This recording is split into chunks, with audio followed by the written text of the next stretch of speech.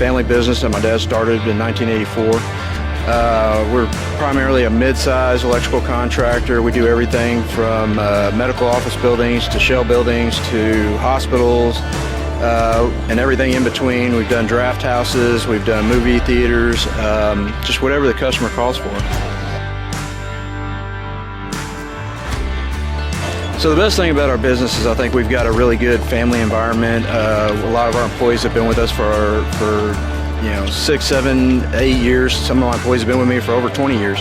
And so having the people with the longevity, especially in an industry with such a high turnover rate, is one of the incredible benefits of who we are and what I'm proud of.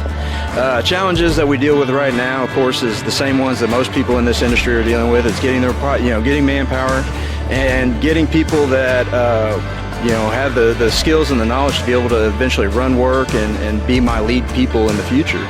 And so those are the main struggles that we deal with this day and age.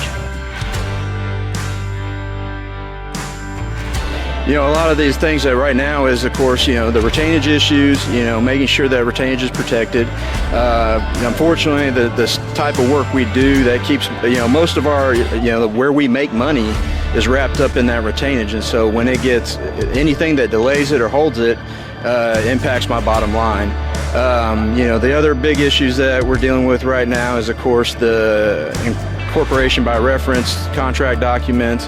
And a lot of times that comes up when somebody, I read through the general contractor's contract, they've got all these clauses that refer to the prime contract, and some are willing to give it, some aren't willing to give it, and when I don't get it, then I have a hard time signing that contract, agreeing to the terms that I don't get to see. And so I have to make a business decision every time that happens on what I want to do and whether I want to continue doing work with that individual at that point.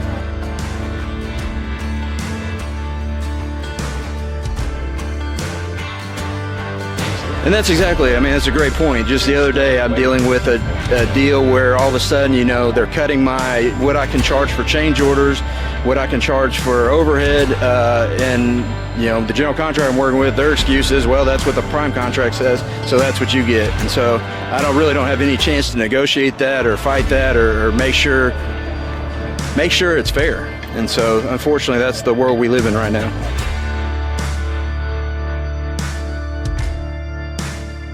Right, I was just reading an article the other day that was talking about how studies are now showing that we have a severe lack of tradespeople and that we've created a culture that's turned people off to it. And yet, my biggest thing is I point out to people is look at how much you're going to spend on college versus where you can go in a trade, and the sky's the limit. It's the math just works, that trades are more profitable, more ever. I've told my kids at this point that I'm no longer, you have to go to college. I said, you just have to have some kind of secondary education. And if they want to go in the trades, I'll encourage them to do it. I think there's a lot of opportunity, a lot of growth. Construction's not slowing down, and it ain't gonna slow down for a long time.